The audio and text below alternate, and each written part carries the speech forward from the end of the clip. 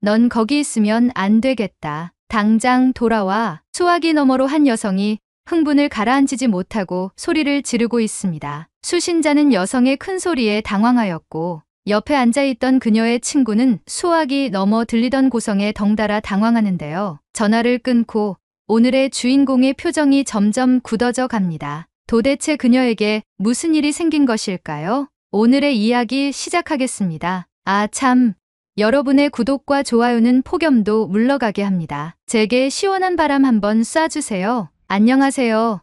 저는 일본에서 온 유학생 미카라고 해요. 파리에서 예술 공부를 하고 있는 학생입니다. 파리에 온 지는 올해 2년째인데도 불구하고 매일매일이 마치 꿈을 꾸는 것처럼 설레요. 이곳은 에펠탑 아래 불어오는 산들바람과 세느강에 비치는 햇살이 어우러진 언제나 예술과 꿈이 살아 숨쉬는 도시랍니다. 이곳에 제가 발을 디디고 있다는 사실이 가끔 믿겨지지 않아요. 저는 세계적으로 유명한 파리 제1대학 조형예술학과에서 공부하고 있어요. 이 학교는 예술과 인문학의 융합을 중시해서 다양한 형태의 예술 표현을 배우고 실험할 수 있는 멋진 환경을 제공해 주죠. 그리고 유럽의 조형예술은 과거부터 현재까지 인정을 받고 있어 단지 미술을 예술이 아닌 하나의 학문으로 확장을 시키죠. 그래서인지 예술가로서의 삶은 단순히 그림을 그리거나 조각을 만드는 걸 넘어서 인간의 본질을 탐구하는 흥미로운 여정으로 이어지고 있어요. 저는 조형예술을 배우면서 자연스럽게 인간의 몸을 정형화된 조형예술을 떠나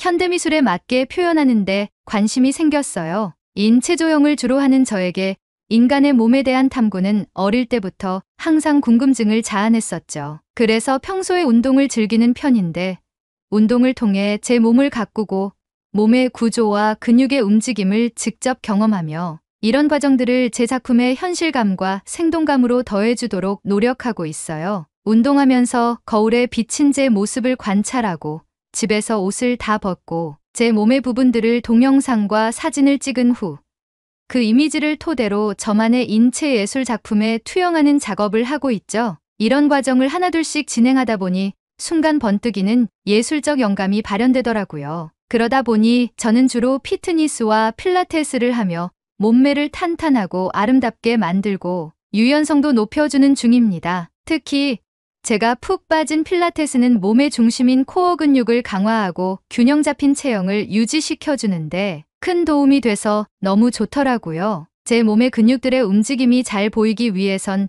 체지방량에도 신경을 쓸 수밖에 없어서 식단 관리도 열심히 하는데요. 신선한 채소와 단백질로 풍부한 식단을 유지하며 매일 충분한 수분을 섭취하려고 노력해요. 몸이 움직일 때 피부에 나타나는 근섬유들의 움직임들을 세밀하게 관찰하기 위해선 체지방량이 중요하더라고요. 이 모든 과정이 단순한 건강관리가 아니라 창작의 중요한 부분을 차지해요. 아 참, 제가 이 이야기를 하는 이유는 요즘 파리올림픽이 한창이잖아요. 운동을 좋아하는 저로서는 전 세계가 모두 스포츠로 하나 되는 올림픽이라는 축제에서 벌어진 사건 때문이에요. 운동을 좋아하는 저에게는 파리올림픽 자체가 아주 큰 관심거리가 되었죠. 그리고 이전 2020 도쿄올림픽을 도쿄에서 본 이후 유학 중인 파리에서도 올림픽을 연속으로 즐길 수 있다는 사실이 너무 행운아 같았어요. 파리에서 친해지게 된 친구들과 만나면 올림픽에 대한 얘기를 하며 국적을 나누어 경쟁의 대화도 하고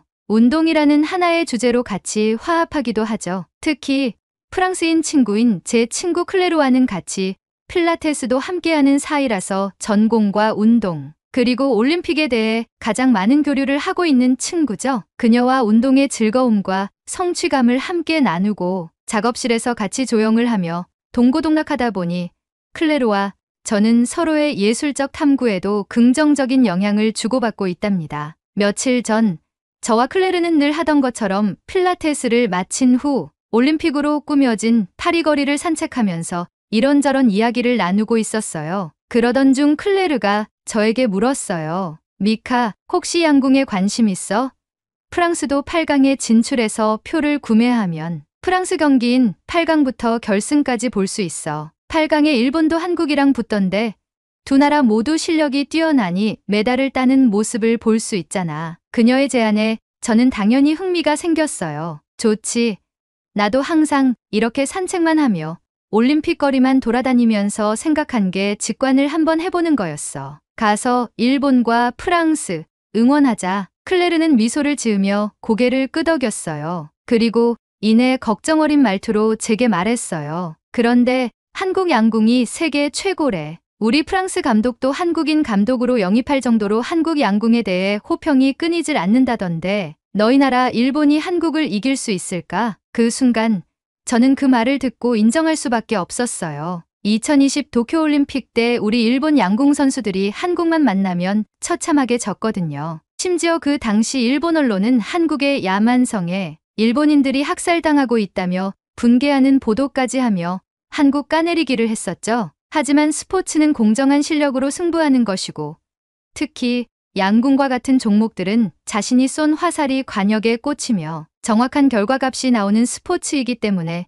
저는 결과를 받아들여야 한다고 생각해요. 비록 올림픽 개최국으로 많은 메달을 노리기 위해 고군분투한 일본 대표팀에게도 찬사를 보내야 하지만 안 되는 것은 안 되는 것이니까요. 그 기억이 다시 떠오르며 저는 말했어요. 그래, 맞아. 한국 양궁은 세계적으로 유명하잖아. 우리나라에서 열린 도쿄올림픽에서도 한국이 금메달 싹 쓸어갔어. 한국의 정교함은 인정해줘야 해. 제 말을 들은 클레르는 저에게 어깨동무하며 말했어요. 그런데 넌 한국 사랑하잖아. 너의 BTS가 탄생한 나라니까. 네가 K-팝을 얼마나 좋아하는지 내가 다 알고 있지. 저는 그 말에 웃음이 터지며 클레르에게 고개를 끄덕였고 대답했어요. 맞아. 19살 때 BTS의 음악은 나에게 깊은 울림을 줬어. 지금은 단순히 K-팝을 넘어 한국의 문화가 좋아. 한국 여행을 갔었을 때도 한국의 음식도 너무 만족스러웠고 한국의 전통 문화가 일본만큼 깊이 있다는 것을 몸소 느끼게 되었지. 그리고 너도 좋아하잖아. 클레르는 공감하며 말했어요. 맞아. 그들의 퍼포먼스는 정말 판타스틱이야. 특히 한국인들의 몸짓과 표정은 감정을 전달하는 데 탁월하다고 생각해. 한국을 통해 예술을 배우는 것 같은 기분이 들 때도 있어. 전 세계 모두가 좋아하는 한국의 문화가 우리에게 좋은 영향력을 줄 거야. 그렇게 우리는 파리의 거리를 거닐며 한국 아이돌들의 매력과 한국 문화에 대해서 이야기하며 작업실로 걸어갔어요. 그리고 한국인들의 열정과 완벽을 추구하는 정신이 예술과 스포츠 모두의 중요한 요소라는데 의견이 일치했죠. 그리고 드디어 양궁 경기가 열리는 날이 되었어요. 클레르와 앵발리드 광장에서 만나기로 약속을 하고 앵발리드 광장으로 지하철을 타고 이동하고 있었어요. 파리의 지하철은 올림픽 관람객들로 가득했고 각국의 팬들이 서로 다른 언어로 인사를 나누고 자신들의 국기를 몸에 두르고 다니는 모습이 신기하면서도 즐거웠어요. 저도 일본인 팬의 한 사람으로서 일본 국기를 가방에 가지고 지하철을 이용하는데 그 모습을 보고 국기를 꺼낼까 말까 고민하다가 경기장에서 꺼내야겠다고 생각하며 파리올림픽의 응원 열기를 간접 체험했죠. 그렇게 저는 앵발리드에 도착하여 클레르를 기다리며 주변을 둘러보던 중 어디선가 낯익은 음악이 들려오는 거예요. 그래서 음악이 들리는 곳으로 향하는 순간 저는 깜짝 놀라고 말았어요. 앵발리드 근처에서 한국의 국기가 걸려있는 행사장이 보였고 그 안에서 수많은 인종들이 무대 앞에서 BTS의 노래를 들으며 춤을 추고 있는 거예요. 그리고 주변에는 한국의 음식을 파는 간이음식점이 열려 있었고 외국인들이 모두 한국의 국기를 흔들며 행사장을 즐기고 있었죠. 저는 그 광경을 보며 한국의 문화가 파리의 중심에 뿌리를 내렸구나 라고 생각하며 저도 잠시 즐기고 싶어 입구 쪽으로 향했죠. 입구로 가는 길마다 건물에는 한국의 국기를 상징하는 빨간색과 푸른색의 현수막이 걸려 있었고 저와 같이 입구로 향하는 관광객들이 음악에 몸을 맡기며 걸어가고 있었죠. 현장 발권을 마치고 내부로 들어가는 길에도 즉석 사진부터 다양한 이벤트와 한국 선수들을 응원하는 슬로건과 사진들이 걸려있는 모습을 보고 내심 한국의 선수들이 부러웠어요. 코리아하우스라고 불리는 행사장의 내부에는 수많은 인종들이 한국의 선전을 기원하며 응원하고 한국 문화를 다양하게 체험하고 있었죠. 그때였어요. 한 동양인이 저에게 대뜸 한국말을 하는 거예요. 안녕하세요라는 간단한 인사라서 저는 알아들을 수 있었고 그 인사에 화답을 했죠. 그리고 저는 혹시나 저를 한국인으로 착각한 게 아닐까 하고 제가 일본인이라고 소개를 했어요. 그리고 깜짝 놀랄 일이 또 생겼죠. 제 말을 듣고 그 동양인이 발음은 어눌하지만 제게 일본어로 인사를 하는 거예요. 그래서 저는 일본인인가 한국인인가 긴가민가 해서 일본어로 일본인입니까? 라고 물어봤어요. 그런데 그분은 한국분이셨던 거예요. 저는 왜 이렇게 일본어를 유창하게 하냐고 물어보니 한국인이 일본은 한국의 이웃이지 않냐고 말하며 오늘 양궁 경기는 경쟁 상대이지만 재밌게 즐겨보자고 안으로 들어오라고 했죠. 저는 당황했어요. 한국인들이 일본의 식민지였을 때 기억이 오래 남아 있어 일본에 적대적일 것이라는 생각을 했는데 오히려 반겨주어서 당황스럽기 짝이 없었어요. 그래서 저는 양궁 경기를 예매해서 직관을 하러 다시 나가봐야 한다고 하니 한국인은 저를 엄청 부러워했죠. 알고 보니 코리아하우스 내에서는 한국 선수들이 모든 종목의 경기를 진행할 때마다 코리아하우스에 모여서 응원을 한다고 하더라고요. 저는 한국인들이 정말 대단하다고 느꼈어요. 자신의 나라도 아닌 타국 프랑스에 와서 이렇게까지 열정적으로 준비를 해서 멀리서나마 한국 대표팀의 선전을 기원하며 응원전을 펼친다는 사실이 대단했죠. 한국인이 이름을 물어봐서 저는 제 소개를 하고 이름을 물어보니 정훈이라고 하였어요. 그리고 얘기를 하다 보니 정훈은 해외를 돌아다니며 근무를 하고 있는 직장인이었고 파리에서 근무 중에 한국의 코리아하우스 자원봉사를 신청했다고 했죠. 그렇게 얘기를 하던 중 클레르에게 연락이 왔고 저는 코리아하우스에 있다고 말하고 그쪽으로 가겠다고 하니 클레르는 너만 좋은 곳 가면 어떡해? 나도 갈래. 기다려.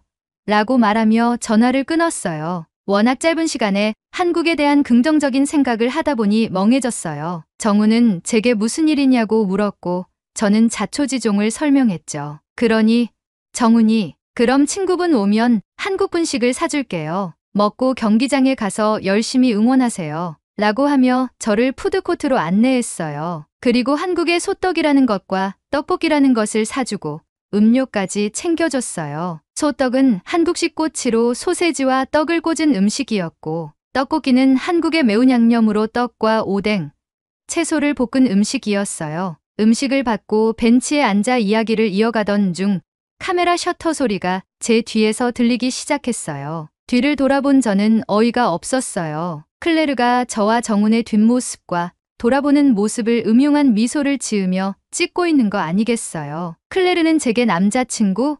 잘생겼다라고 말하며 저를 놀리기 시작했고 저는 아니라고 말하고 음식을 챙기고 황급히 그 자리를 떠나려고 했어요. 그 순간 정훈이 저에게 SNS 계정을 물어보았어요. 클레르는 소리를 지르며 자기가 대신 가르쳐주겠다고 말하며 정훈을 데리고 도망치듯 제게서 멀어졌고 음식과 음료수를 들고 있던 저는 따라가지 못했죠. 이윽고 클레르가 웃으며 걸어왔고 저는 클레르에게 앙큼하다고 뭐라고 하며 음식이나 받으라고 말하며 얼른 코리아하우스를 빠져나왔죠. 클레르가 경기장에 가는 내내 정훈에 관해 캐물었지만 전 얼른 경기장이나 가자고 하며 클레르의 얄미운 장난을 넘겼어요. 그렇게 우린 경기장에 도착하였고 경기장에 먼저 도착한 사람들의 열정적인 응원 소리에 압도되었어요. 경기장 안은 수많은 관중들이 가득 차 있었고 각 나라의 국기가 흔들리고 있었어요. 특히 한국의 국기가 제일 돋보였어요. 좌석에 착석하여 각자 가지고 온 국기를 가방에서 꺼내고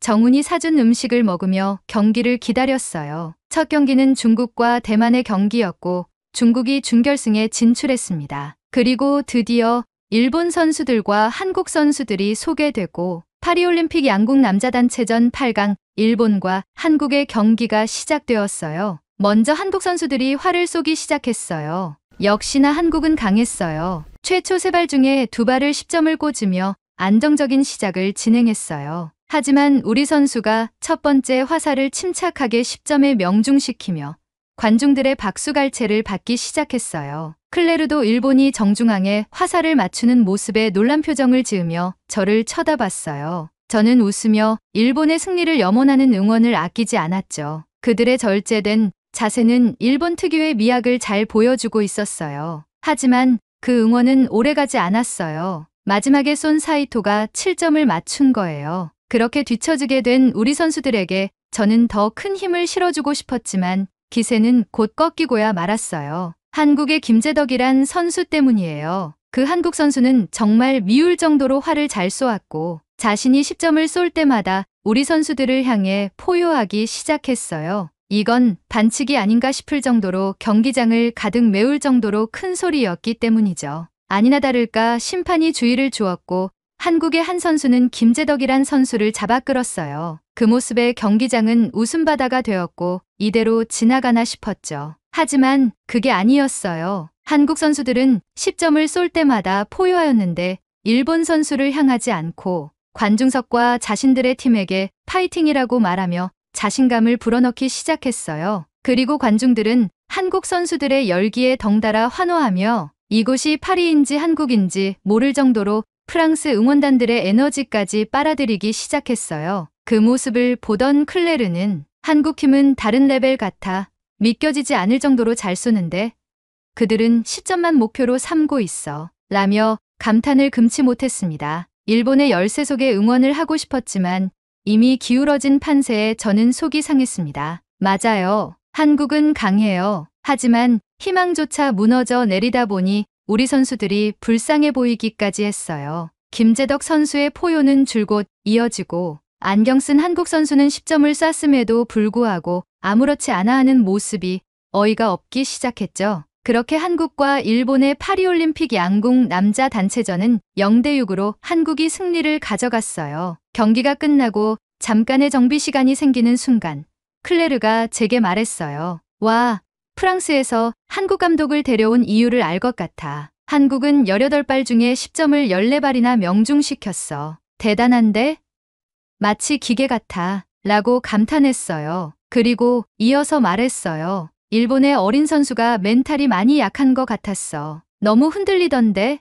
근데 이해가 가긴 해. 한국의 실력을 보면 나라도 위축될 것 같아. 클레르의 말을 듣고 한국이 싫어지기 시작했어요. 일본의 자긍심이 처참히 짓밟히고 가슴에 화살이 관통해서 먹먹한 아픔이 찾아왔죠. 하지만 한국 선수들의 열정이 다시금 생각나며 한국인들의 끈기와 노력, 열정과 패기가 괜히 있는 게 아니구나. 한국은 집중하고 열중하면 세상 그 어떤 누구보다 무섭겠다는 생각이 들었죠. 한국팀은 처음부터 강한 에너지를 뿜어냈고 김재덕 선수의 샤우팅은 경기장을 단숨에 압도했어요. 그의 패기 있고 열정 어린 목소리에 관중들의 마음이 흔들리기 시작했고 그의 외침에 맞춰 한국 응원단은 힘찬 박수를 보내는 모습까지 자연스레 생각나기 시작했죠. 그 순간 저는 한국인의 끈기와 근성에 깊은 감명을 받았어요. 한국팀의 침착한 준비부터 시작해서 한 명이 쏠 때마다 뒤에서 파이팅을 불어넣어주는 팀워크와 뛰어난 실력은 경기를 지켜보는 관중들의 마음을 사로잡았죠. 클레르도 한국 대표팀의 모습에 강렬한 인상을 받았는지 프랑스의 경기가 더욱 기대된다고 했어요. 그들의 경기는 그저 승부를 넘어서 마치 하나의 예술 작품처럼 느껴질 정도였고 한국인 감독에게 트레이닝 받은 프랑스 대표팀이 왠지 저렇게 완벽하게 해낼 것 같다며 기대감을 드러냈죠. 정말 대단해. 그들의 집중력과 열정은 어디서 오는 걸까? 프랑스의 경기가 시작되기 전까지 우리는 한국의 경기력의 넋을 잃고 감탄만 연발하며 어떻게 저럴 수 있을지에 대해 궁금했어요. 그리고 프랑스의 경기가 시작되었을 땐 클레르는 열심히 프랑스를 응원하였고 프랑스가 승리를 거두는 순간 한국의 경기력은 잊혀지고 우린 프랑스의 승리를 축하하였죠. 그리고 이어진 4강전, 한국의 양궁은 역시 수준이 높았습니다. 아시아의 대국 중국을 5대1로 순조롭게 꺾으며 결승에 진출하는 거예요. 그 모습을 보며 저는 한국에 대해 싫어했던 감정이 부끄러워지기 시작했어요. 그냥 한국이 잘해요. 인정해야만 하는 수준의 경기를 보다 보니 일본이 이기는 건 기적에 가깝다는 생각까지 들었죠. 그렇게 4강에서 한국과 프랑스가 결승으로 올라갔고 클레르는 긴장하기 시작했어요. 미카, 여기서 만약 우리 프랑스가 한국을 이긴다면 이건 파리올림픽의 역사적인 축제의 현장이 될 거야. 너도 그렇게 생각하지? 아까 한국이 일본을 이겼으니 그에 대한 안갚음으로 프랑스를 같이 응원하자. 클레르의 말에 호응은 해주었지만 저는 한국이 금메달을 가져갈 것이라는 생각이 또렷해졌어요. 도쿄올림픽 때의 한국의 저력을 직접 봤던 저로서는 클레르에게 미안하지만 마음속으로 한국의 승리를 점쳐두고 결승전을 관람하였죠. 클레르와 앵발리드 경기장을 가득 메운 홈팀의 응원 속에 결승전이 진행되었고 프랑스 선수들 뒤에 서 있던 코치와 객석을 사이에 두고 소통하는 한국인 프랑스 대표팀 감독을 보며 프랑스 속에 한국이 자리 잡은 느낌이 묘했어요. 그리고 아니나 다를까 한국은 프랑스를 5대1로 격파하며 금메달을 차지하였어요. 그런데 제 눈을 의심하게 되는 광경을 목격하였어요. 자국에서 열리는 올림픽의 결승전에서 2위를 차지한 프랑스 선수들에게 프랑스 관중들은 수고했다고 기립박수를 보내며 결승전에 출전한 모든 선수들에게 휘파람을 불고 소리 높여 축하해줬어요. 프랑스 선수 중 한 명은 한국 감독을 가리키며 한국 감독을 돋보이게 했고 마치 파리에서 한국인의 잔치를 보는 느낌이 들 정도로 한국의 위상이 드높아지는 느낌이 들었죠. 클레르가 말했어요. 미카, 이번 파리올림픽에서 한국 양궁이 보여준 퍼포먼스는 마치 한 편의 예술작품 같지 않아? 한국인이 여기를 파리가 아닌 한국으로 만들고 있어. 이건 감동이야. 라고 말하며 기립박수를 보냈습니다. 저도 그 말에 공감할 수밖에 없었어요. 제가 느끼던 감정을 클레르도 느끼고 있었기에 반박할 수 없었고 그런 한국이 더 대단해 보였죠. 그리고 우린 경기장을 나와 근처 술집에 들러 오늘의 경험을 이야기했어요. 클레르가 말했어요. 미카, 오늘 경기는 정말 인상적이었어. 그들의 집중력과 팀워크는 정말 경이로웠어. 한국하면 양궁이야. 이번 파리올림픽을 준비할 때 프랑스는 수많은 메달을 목표로 감독 영입에 박차를 가했다고 하더라. 근데 양궁은 한국 감독 아니면 안 된다고 했었대. 그래서 프랑스 양궁협회가 한국의 5선택 감독을 영입했고 이렇게 좋은 성과를 낸 거야. 아마 이번 올림픽에선 프랑스가 첫 메달을 딸 수 있을 것 같아. 저도 그 말에 공감하며 말했어요. 맞아. 한국의 양궁은 정말 대단해. 2020 도쿄올림픽에서도 한국 양궁은 어마어마한 실력으로 금메달을 쓸어갔어. 그 모습을 본 일본인들이 엄청 시기 질투했었거든. 자신의 나라의 올림픽에서 남이 나라가 상을 휩쓸 때의 허망함이 어떤지 절실히 느끼던 계기였어. 그리고 저는 말을 이어갔어요. 그런데 아까 전에 결승이 끝났을 땐 나도 모르게 묘한 느낌이 들었어. 근데 이제 그 이유를 알 것 같아. 우리 일본은 남이 자신의 것들을 가져갈 때 허망함과 울분으로 뒤덮여 상대방을 헐뜯고 까내리는 것 같아. 하지만 프랑스는 달랐어. 한국을 축하해주고 존중해주는 모습이 인상적이었어. 그것이 진정한 스포츠 정신이라는 생각이 들어서 기분이 묘했던 것 같아. 나에게 많은 배움을 준 경기를 봐서 너무 기분이 좋아. 클레르는 웃으며 말했어요. 모든 나라가 모든 것을 잘할 수는 없어. 이게 균형이야. 우리는 그 균형을 맞추는 작업을 하고 있는 예술가잖아.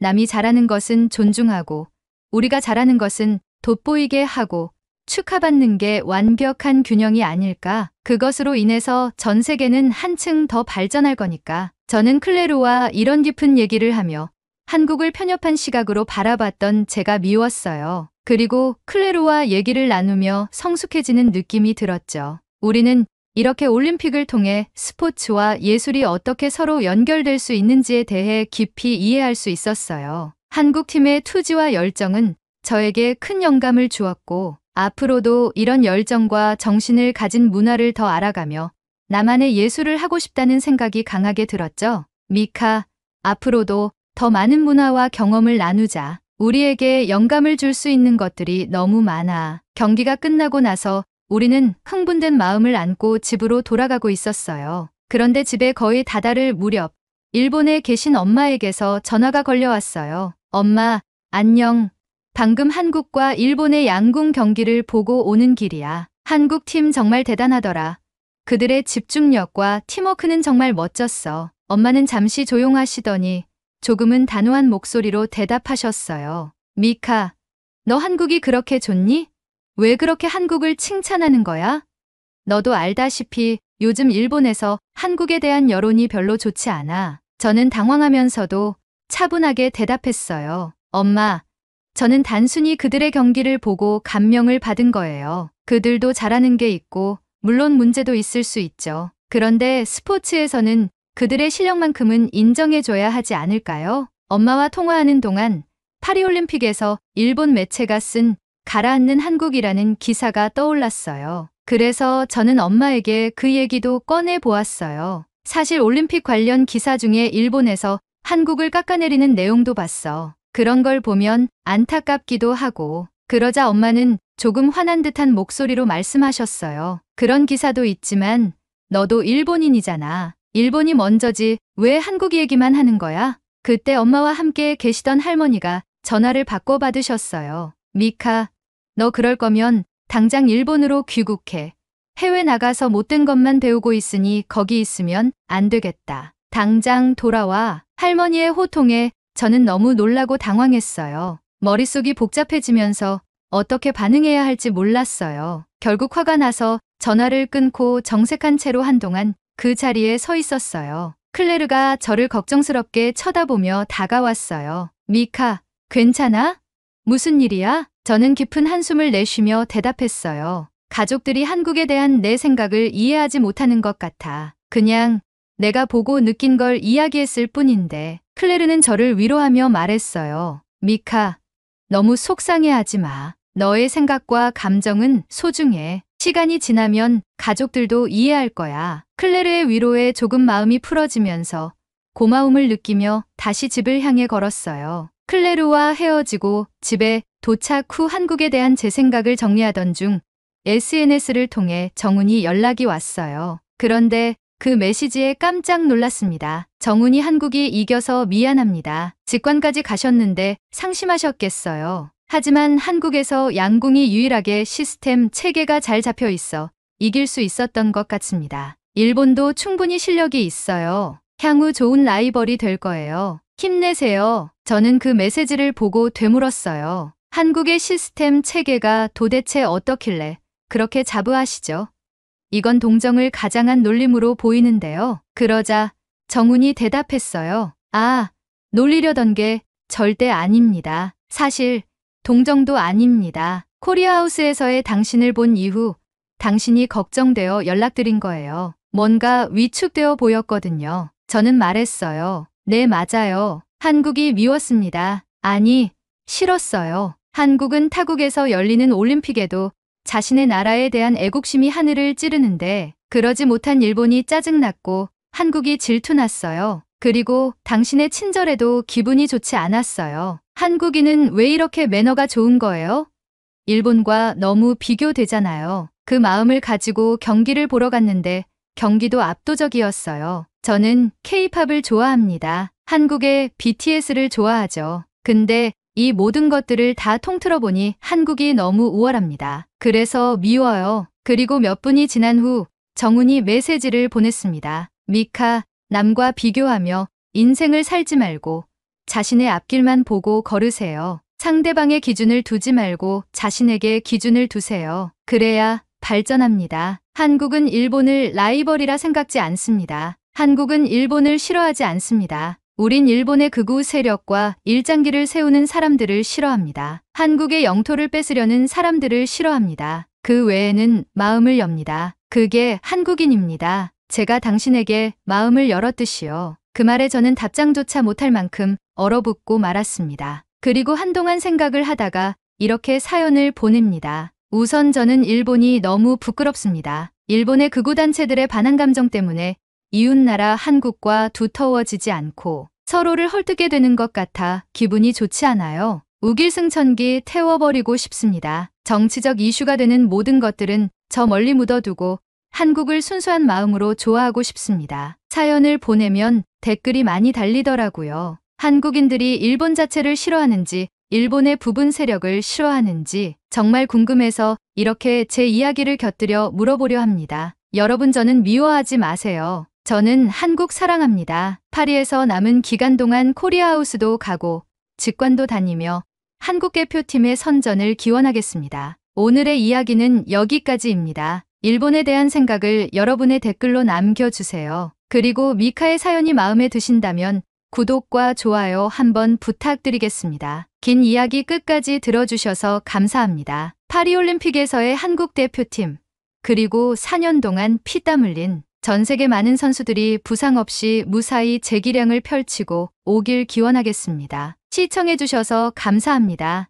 티타임을 즐기고 있는 한 카페. 사람들이 연신 한국에 대해 질문을 하고 있습니다. 질문을 받고 있는 여성은 한국에 다녀온 오늘의 주인공인데요. 그 순간 주인공을 향해 날아오는 날카로운 질문에 주인공은 얼굴이 붉어지며 단호하게 소리칩니다. 도대체 한국에서 어떤 일이 있었던 것일까요? 바로 지금 사연을 들어보겠습니다. 오늘의 사연 시작합니다. 저는 영국 맨체스터에서 태어나고 자란 32살의 평범한 여성 에밀리 웨스트입니다. 저의 삶은 평범했지만 제게 가족은 세상 그 자체였습니다. 특히 저의 아버지 존 웨스트는 제게 있어 영웅이자 삶의 본보기였죠. 아버지는 언제나 자상하고 헌신적인 분이셨습니다. 어린 시절 넘어져 울음을 터뜨리던 저를 꼭 안아주시며 내 딸은 정말 강한 공주님이야. 금방 일어날 거야. 라고 다독여주셨던 기억은 아직도 생생합니다. 그런 아버지 덕분에 저는 언제나 자신감 넘치는 아이로 자랄 수 있었습니다. 제가 이룬 모든 성취는 아버지의 격려와 지지 덕분이었습니다. 하지만 제 인생에서 가장 큰 아픔은 어머니를 잃은 일이었습니다. 어머니는 제가 16살이 되던 해 자궁경부암 진단을 받으셨습니다. 어머니는 끝까지 가족들을 걱정하며 투병 생활을 이어가셨지만 끝내 병마를 이기지 못하고 세상을 떠나셨습니다. 어머니를 잃은 뒤 아버지는 혼자 남겨진 외로움을 온전히 감당해야 했습니다. 어머니가 떠나신 후 아버지는 더욱 가족을 위해 자신을 헌신하며 살았습니다. 난 너희가 내 세상이야. 아버지의 말은 언제나 저와 형제들에게 용기를 주었지만 저는 그 말 속에 담긴 외로움도 느낄 수 있었습니다. 시간이 흘러 저는 결혼을 했고 제 가정을 꾸리게 되었습니다. 하지만 마음 한구석엔 항상 아버지에 대한 걱정이 자리 잡고 있었습니다. 결혼 후 저는 남편과 상의한 끝에 아버지의 집 근처로 이사하기로 결심했습니다. 아버지와 더 가까운 곳에서 지내며 자주 얼굴을 보고 함께 시간을 나누고 싶었기 때문이었습니다. 저희는 아버지의 집에서 걸어서 5분 거리의 작은 집으로 이사했고 아버지와 저희 가족은 일상이 자연스럽게 얽히는 삶을 살게 되었습니다. 아이들은 방과 후 할아버지의 집에 들러 함께 시간을 보냈고 주말에는 가족 모두가 아버지 댁에서 저녁 식사를 하며 하루를 마무리했습니다. 아버지는 손주들과 함께 장난을 치고 웃음을 터뜨리며 더없이 행복한 시간을 보내셨습니다. 아버지는 종종 이렇게 말씀하셨습니다. 내가 이렇게 행복한 적이 또 있었을까?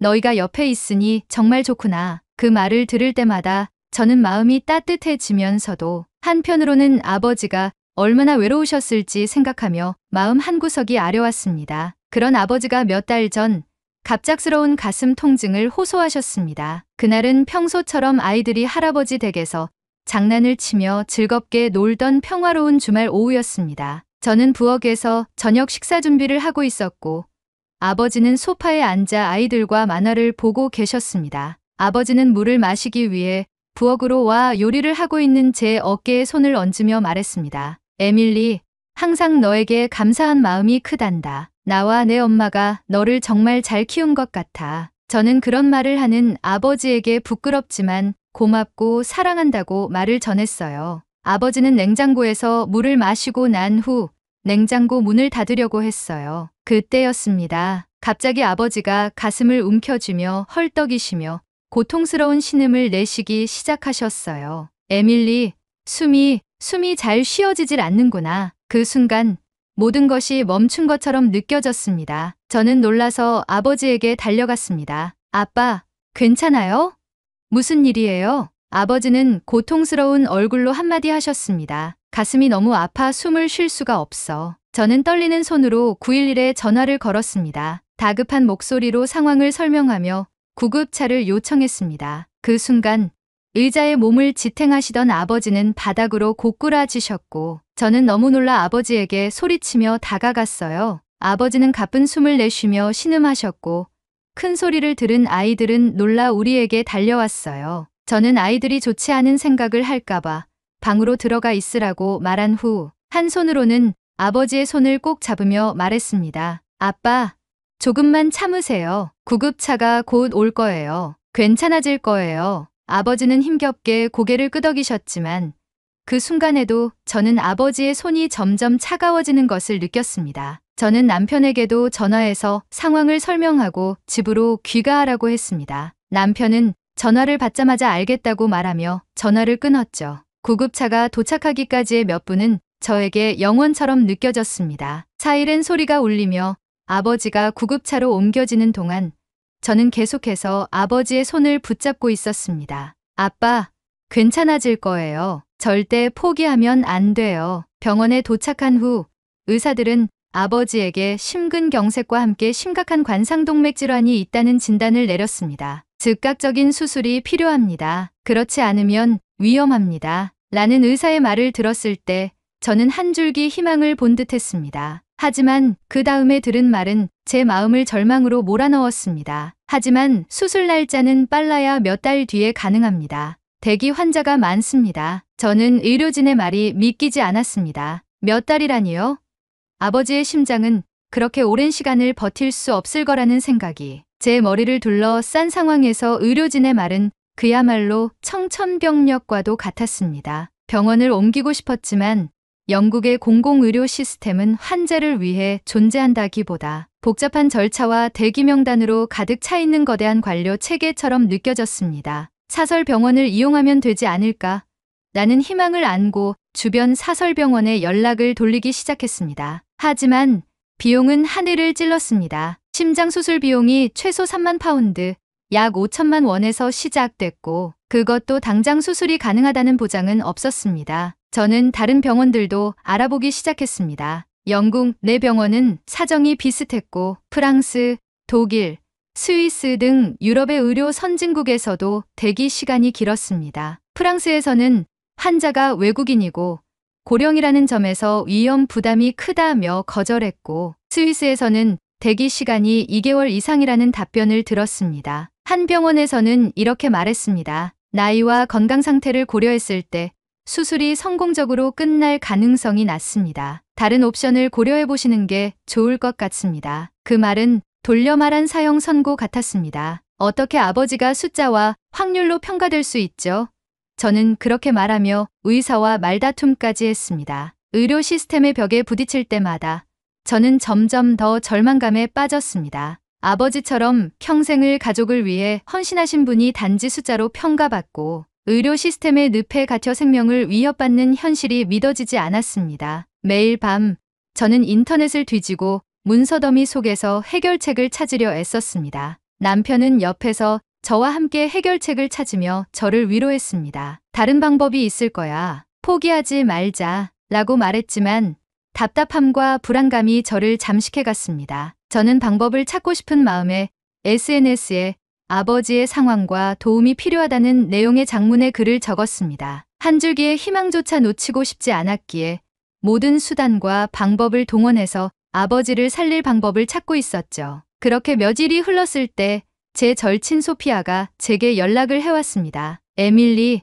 한국에 대해 알아봐. 그곳은 의료 시스템이 정말 빨라. 한국, 아시아까지 가는 게 가능할까? 처음엔 반신반의했지만 절박했던 저는 소피아의 조언을 따라 한국의 병원들을 검색하기 시작했습니다. 저는 소피아의 말을 떠올리며 망설임 속에서도 마지막 희망을 걸고 한국의 병원들의 문의를 시작했습니다. 인터넷 검색창에 한국 심장수술병원을 입력하며 어떤 결과라도 나오길 기도했습니다. 다양한 병원의 이름들이 나왔고 그중 서울 아산병원이 눈에 띄었습니다. 홈페이지에는 상세한 정보가 기재되어 있었습니다. 병원의 규모와 선진적인 의료 기술, 심장 수술에서의 성공적인 성과까지 모든 것이 저를 놀라게 했습니다. 그 자리에서 저는 병원에 문의 이메일을 보냈습니다. 제 아버지가 관상동맥 심장질환 진단을 받았습니다. 즉각적인 수술이 필요하다는 진단을 받았지만 저희 나라에서는 긴 대기 시간 때문에 진행이 어렵습니다. 한국에서는 치료가 가능할까요? 제 마음속에서는 너무 멀리까지 기대하는 건 아닐까라는 의심이 들었지만 며칠 뒤 서울 아산병원에서 답장이 도착했습니다. 환자의 상세 진단 기록과 검사 결과를 보내주시면 수술 가능 여부를 검토하겠습니다. 저희는 외국인 환자를 위한 통역 서비스와 치료 후 회복 프로그램도 제공하고 있습니다. 그 이메일을 읽는 순간 저는 마치 한 줄기 빛을 본 듯했습니다. 아버지의 의료 기록을 준비해 병원에 보냈고 병원은 빠른 시간 안에 치료 가능 여부를 알려주었습니다. 환자분의 상태를 검토한 결과 저희 병원에서 수술이 가능합니다. 가능한 날짜는 2주 후로 잡을 수 있습니다. 2주라니 영국에서는 몇 달을 기다려야 했던 수술이 한국에서는 단 2주 만에 가능하다니 믿을 수 없었습니다. 저는 남편과 상의한 뒤 아버지와 함께 한국으로 가기로 결심했습니다. 한국행 비행기를 예약하며 저는 아버지께 우리가 한국으로 가요. 거기서 치료받을 수 있어요. 라고 말했습니다. 처음에는 아버지도 놀라며 망설이셨습니다. 한국까지 가는 건 너무 큰 부담이 아닐까? 내가 괜히 고생만 하는 거 아닌지 걱정이구나. 하지만 제가 확신에 찬 목소리로 말했습니다. 아빠, 제가 고생하더라도 괜찮아요. 아빠가 살아계셔야 우리 가족이 행복할 수 있어요. 그러니 믿고 따라와 주세요. 아버지는 제 손을 꼭 잡으며 고개를 끄덕이셨습니다. 한국으로 출발하는 날, 아이들은 할아버지에게 아프지 말고 얼른 나아서 돌아오라고 할아버지를 안아주었습니다. 남편도 아버지를 안아주며 꼭 회복될 것이라는 응원을 해주었습니다. 차를 타고 아버지와 함께 공항으로 이동하는 길. 아버지는 조수석에서 말없이 창밖만 바라보셨습니다. 에밀리, 한국에 가서 수술이 실패하면 어떻게 하지? 저는 아버지의 불안한 음성을 들으며 눈물이 차올랐지만 꾹 참고 말했습니다. 아빠, 저는 믿어요. 한국의 의료 수준은 세계에서 3위래요. 게다가 수술 성공률도 76.8%로 OECD 국가 중 제일 높고요. 아빠도 나약한 소리 하지 말고 저만 믿고 같이 가요. 아버지는 제 말에 어깨를 다독거리며 미소를 띄었습니다. 한국행 비행기에 몸을 실어 하늘을 날고 있을 때에도 저는 희망이라는 단어를 놓지 않기 위해 마음을 굳게 먹었습니다. 아버지는 편안한 호흡을 유지하며 잠에 드시며 오랜 비행이 지치지 않게 몸과 마음을 안정하셨죠. 그렇게 저희는 한국에 도착할 수 있었습니다. 비행기에서 내릴 때 아버지와 저는 완전히 낯선 세상에 들어온 기분이었습니다. 인천국제공항의 세련된 시설과 친절한 안내는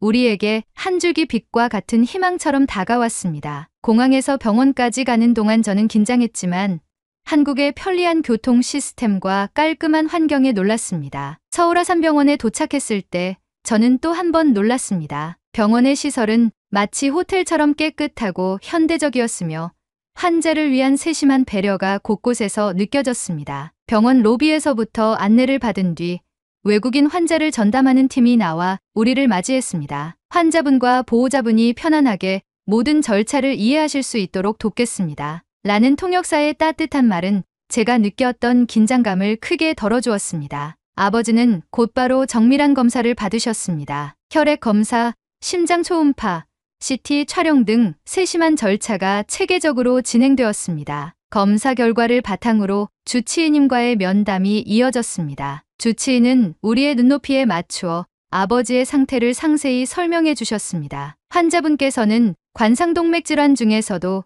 3군데 주요 혈관이 막혀 있는 상태입니다. 특히 왼쪽 주관상동맥의 협착이 심각한데 이 혈관은 심장에 산소와 영양을 공급하는 주요 동맥 중 하나로 지금과 같은 상태가 지속된다면 심근경색이나 심부전으로 이어질 위험이 높습니다. 주치의님은 화이트보드에 심장의 구조와 혈관 상태를 그림으로 그려가며 설명을 이어갔습니다. 이 경우 관상동맥 우회술, 즉 심장의 새로운 혈관을 연결해 막힌 혈관을 대신하게 하는 수술이 필요합니다. 수술 중에는 환자분의 심장을 일시적으로 정지시키고 인공심폐기를 통해 혈액 순환을 유지하며 수술을 진행합니다. 이렇게 하면 막힌 혈관 부위를 우회하여 혈액이 정상적으로 흐를 수 있도록 복구할 수 있습니다. 주치의님의 설명이 끝난 뒤 간호사와 함께 수술 준비 과정에 대해 설명을 들었습니다. 수술 전에 몇 가지 추가적인 검사를 통해 환자분의 신체 상태를 더 면밀히 확인할 예정입니다. 오늘과 내일 진행되는 검사에는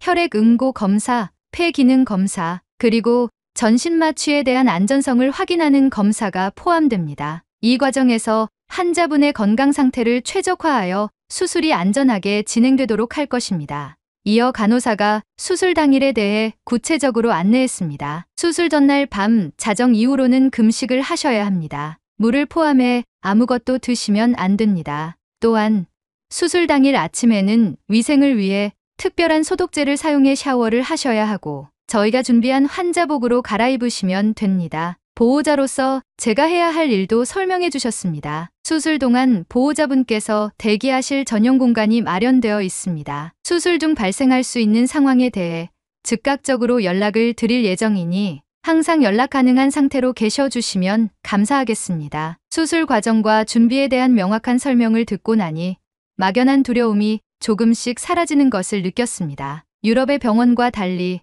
주치의님의 진심 어린 태도와 간호사들의 친절함 덕분에 아버지가 안전하게 치료받을 수 있으리라는 확신이 들었습니다. 아버지도 설명을 들으신 후 차분한 목소리로 말씀하셨습니다. 에밀리, 이제 나도 마음이 놓이는구나. 이 병원이라면 정말 잘 해낼 수 있을 것 같아. 저는 아버지의 손을 꼭 잡고 속으로 다짐했습니다. 아빠, 이 모든 과정을 잘 이겨내셔야 해요. 그리고 우리 가족과 더 오랫동안 함께 있어 주세요. 그 따뜻한 설명에 저는 눈물이 날 뻔했습니다. 여기서는 아버지가 단지 숫자로만 평가되지 않는다는 걸 느꼈습니다. 수술 전날 아버지는 놀라울 정도로 차분해 보이셨습니다. 아버지는 제 손을 잡으며 미소를 지으셨습니다. 에밀리야, 난 이 병원이라면 정말 믿음이 간다. 이렇게까지 세심하게 준비해주는 곳은 처음이야. 나도 마음이 편안해졌다. 아버지의 말은 저를 울컥하게 만들었습니다. 긴 여정 끝에 도착한 한국에서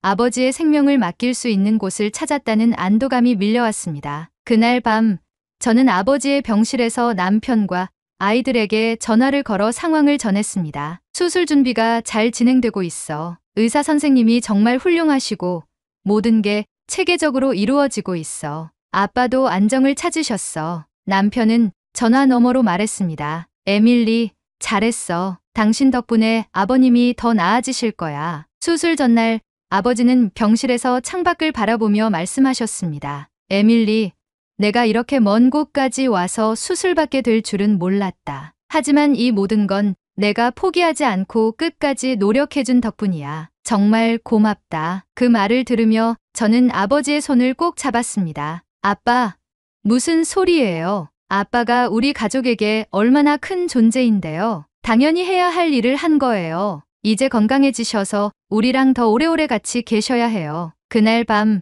저는 아버지가 수술을 무사히 마치시길 간절히 기도하며 병실을 지켰습니다. 수술 당일 아침이 밝았습니다. 병실에 들어가 보니 아버지는 생각보다 차분한 표정으로 준비를 마치고 계셨습니다. 간호사가 와서 마지막으로 혈압과 체온을 측정하며 말했습니다. 수술은 예정대로 오전 9시에 시작될 겁니다. 환자분께서 정말 잘 준비하고 계셔서 걱정하지 않으셔도 됩니다. 아버지는 환자복을 입고 누워 계셨고 저는 아버지의 손을 잡고 있었습니다. 에밀리, 나 정말 괜찮아. 이 병원 사람들 덕분에 이제 겁이 나지 않아. 다른 환자들도 모두 나에게 응원을 해주더구나. 한국이라는 나라 참 다정하다는 것을 느끼고 있어. 그 말씀에도 불구하고 저는 아버지를 수술실로 보내야 한다는 생각에 눈물이 나려 했습니다. 하지만 최대한 담담하게 웃으며 대답했습니다. 아빠, 우리는 믿어요. 의사 선생님께서 모든 게 잘 될 거라고 하셨잖아요. 끝나고 나오시면 맛있는 거 먹으러 가야 하니까 힘내세요. 수술실로 이동할 시간이 되자 간호사들이 침대를 밀며 아버지를 데리고 나갔습니다. 함께 병실을 사용하는 환자들의 응원이 이어졌고 복도 끝까지 따라 나간 저는 침대에 누워있는 아버지에게 손을 흔들었습니다. 아빠, 금방 끝날 거예요. 힘내세요. 아버지는 손을 들어 대답하며 미소를 지으셨지만 눈가에 맺힌 눈물을 숨길 수는 없었습니다. 수술이 시작되자 저는 대기실에서 긴장된 마음으로 결과를 기다렸습니다. 수술은 약 5시간 정도 걸릴 예정이었지만 시간이 갈수록 초조함은 커졌습니다. 아빠가 괜찮으실까?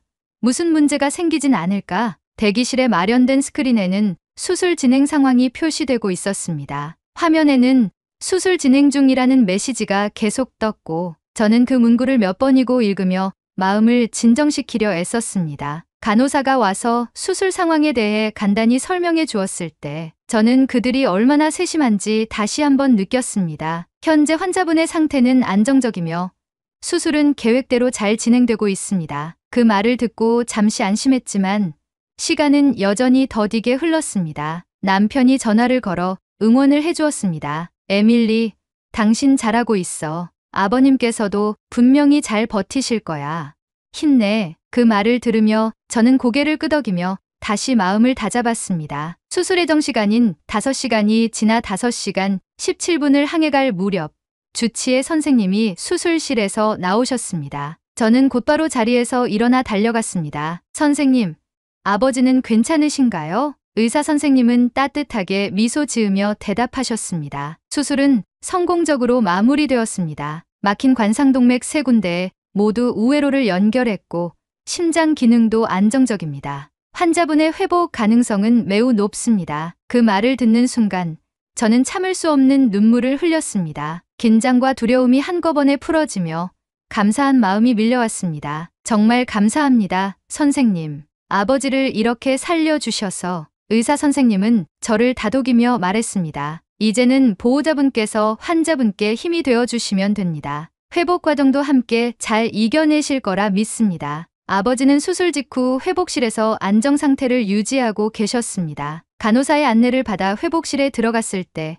저는 아버지가 침대에 누워 계신 모습을 보았습니다. 얼굴은 조금 창백했지만 호흡은 안정적이었고 장비의 신호도 규칙적으로 울리고 있었습니다. 제가 가까이 다가가 손을 잡고 아버지가 눈을 뜨시길 기다렸습니다. 그리고 몇십 분이 흐른 후 아버지가 천천히 눈을 뜨셨습니다. 에밀리, 오래 기다렸지?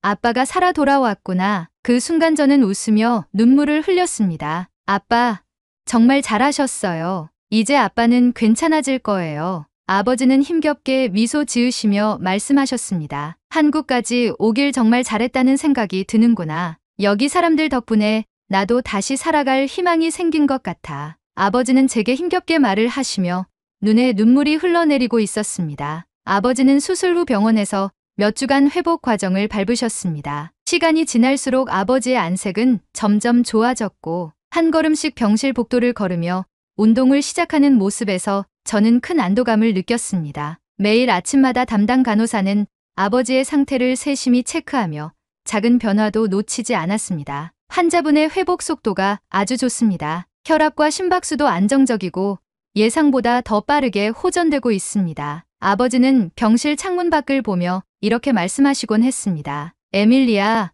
한국은 정말 대단한 나라구나. 여기 사람들은 다들 이렇게 친절하고 병원 시스템도 이렇게 체계적일 줄은 몰랐어. 내가 이곳에 오지 않았다면 정말 어땠을까 생각만 해도 아찔하다. 그 말을 들으며 저는 아버지를 한국으로 모셔오길 잘했다는 확신이 들었습니다. 퇴원을 하루 앞둔 날 주치의님이 병실을 찾아오셨습니다. 환자분께서는 지금까지 회복 경과가 매우 좋습니다. 앞으로의 관리는 보호자분과 환자분의 역할이 더 중요해지겠습니다. 이어 주치의님은 수술 후 관리법에 대해 꼼꼼하게 설명해 주셨습니다. 심장 건강을 유지하려면 적당한 운동과 규칙적인 약물 복용, 그리고 저염식 식단이 필수입니다. 과로는 절대 금물이고 특히 스트레스 관리가 중요합니다. 아버지는 의사 선생님의 말을 진지하게 들으며 고개를 끄덕이셨습니다. 선생님, 이제부터는 저도 제 건강을 더 소중히 여기겠습니다. 이렇게 살려주셨으니 이 생명을 헛되이 하지 않겠습니다. 퇴원하던 날 아침, 병원의 모든 직원들이 아버지에게 축하 인사를 건넸습니다. 축하드립니다, 웨스트 씨. 건강하게 퇴원하시게 되어 정말 기쁩니다. 아버지는 그들에게 연신 감사 인사를 하셨습니다. 정말 감사드립니다. 여러분 덕분에 제가 새 삶을 얻게 되었어요. 잊지 않겠습니다. 병원을 떠나는 길, 아버지는 가방을 들고 힘차게 병원 문을 나서며 저를 돌아보셨습니다. 에밀리야, 이제 내가 할 일은 건강해져서 내 가족과 더 오래 같이 지내는 거야. 한국에 와서 정말 좋은 선택을 했어. 너한테 고맙구나. 저는 아버지의 말을 들으며 눈물을 참으며 웃었습니다. 퇴원 후 저희는 한국에서 하루를 더 머물기로 했습니다. 아버지는 병원 밖에서의 첫 자유로운 날을 만끽하며 서울의 거리를 천천히 걸으셨습니다. 아버지는 작은 동네 카페에서 따뜻한 차를 마시며 창밖의 풍경을 즐기셨고 한식당에서 먹은 비빔밥은 아버지의 웃음을 되찾아 주었습니다. 이 음식은 정말 몸에 좋은 것 같아. 심장에도 좋겠지? 한국 음식은 하나같이 건강해 보이는구나. 저희는 경복궁을 산책하며 한국의 전통 문화를 느끼기도 했습니다. 아버지는 궁궐의 웅장한 모습을 보며 감탄하셨습니다. 한국은 정말 아름다운 나라이구나. 나를 살아있게 해줘서 더 아름다워 보이는 걸까? 내 눈에 보이는 모든 것이 아름답고 화려하구나. 이처럼 우리들의 인생도 화려하고 아름답게 살아야겠다. 저는 아버지에게 한국이라는 곳이 인생을 화려하고 아름답게 보여주는 곳으로 자리매김했다는 사실에 감탄하며 저 역시 아버지의 생각을 공유하기 위해 말없이 경복궁의 아름다움에 매료되어 갔습니다. 밤하늘을 바라보며 앞으로의 행복한 인생을 상상하며 아버지와 한국에서의 마지막 하루를 마감했습니다. 한국에서의 치료와 회복을 마친 후 아버지와 저는 영국으로 돌아왔습니다. 맨체스터 공항에 도착했을 때 남편과 아이들이 기다리고 있었습니다. 아이들은 할아버지를 보자마자 달려와 안겼고 남편은 환한 미소로 아버지를 맞이했습니다. 아버님, 건강해지셔서 정말 다행입니다. 이제부터는 저희가 잘 모시겠습니다. 아버지는 손주들을 꼭 안으며 웃으셨습니다. 내가 다시 돌아와서 너희와 함께할 수 있게 된 게 얼마나 기쁜지 모른다. 아버지는 이전과는 완전히 달라진 태도로 하루하루를 보내셨습니다. 매일 아침 규칙적으로 운동을 하시고 병원에서 배운 대로 식단을 관리하며 자신을 돌보셨습니다. 주변의 친구들과 이웃들은 아버지의 변화를 보고 놀라워했습니다. 존, 당신 정말 건강해 보이는걸?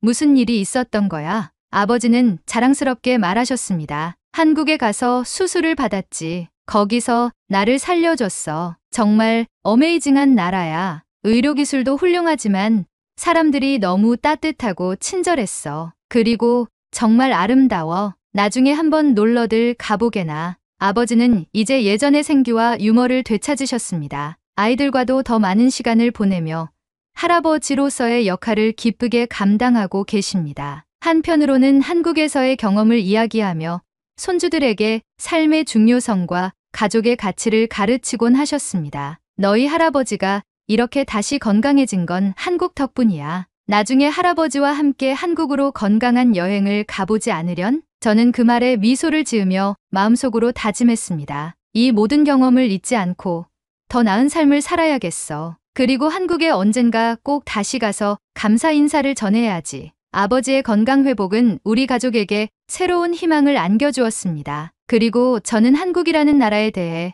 그곳의 사람들에 대해 영원히 감사하는 마음을 품게 되었습니다. 가끔 주변의 사람들이 물어보곤 합니다. 한국에 가서 그렇게 치료까지 받았어야 했니? 한국이 의료기술이 좋다는 것은 처음 들었는데 그때마다 저는 단호히 대답했습니다. 그게 우리 가족에게 유일한 선택이었고 그 선택이 아버지를 살린 거예요. 한국은 단순히 의료기술만 뛰어난 게 아니라 사람을 정말로 존중하는 곳이었어요. 이 사연을 통해 저는 한국이라는 나라가 얼마나 대단한지를 전하고 싶습니다. 저희 가족은 한국에서 받은 도움과 따뜻함을 절대 잊지 않을 겁니다. 언젠가 다시 한국을 방문해 아버지의 두 번째 삶을 가능하게 해준 분들께 감사의 인사를 드리고 싶습니다. 아버지는 이제 건강을 회복하셨고 매일 아침 공원을 산책하며 할아버지로서 그리고 한 가족의 중심으로서 행복한 시간을 보내고 계십니다. 여러분도 혹시 어려운 상황에 처해 있다면 희망을 잃지 마세요. 해결책은 생각지 못한 곳에서 찾아올 수 있습니다. 그리고 한국은 저희 가족에게 그러한 희망을 준 나라였습니다. 오늘의 사연은 여기까지입니다. 2024년 한 해 감동 비디오를 찾아주신 여러분께 진심으로 감사의 말씀을 드립니다. 앞으로도 좋은 사연을 여러분께 들려드릴 수 있도록 최선의 노력을 다하겠습니다. 2025년 새해 복 많이 받으시고 가정의 평화가 항상 깃들길 진심으로 바라겠습니다. 겨울철 독감이 날이 갈수록 심해지고 있습니다. 실내와 실외의 온도차가 극심한 만큼 건강에 유의해야 될 것 같아요. 목 건강이 독감의 가장 좋은 예방법이라고 합니다. 마스크는 필수로 착용하시는 게 좋다고 하며 목을 마르게 하는 차나 커피는 조금 참고 충분한 물을 섭취하여 목을 항상 촉촉하게 유지해주는 것이 좋다고 해요. 여러분이 아프지 않고 항상 건강하길 진심으로 바랍니다. 그리고 오늘의 이야기가 마음에 드셨다면 구독, 좋아요 부탁드리겠습니다. 다음엔 더 좋은 사연으로 여러분을 찾아뵙겠습니다. 시청해주셔서 감사합니다.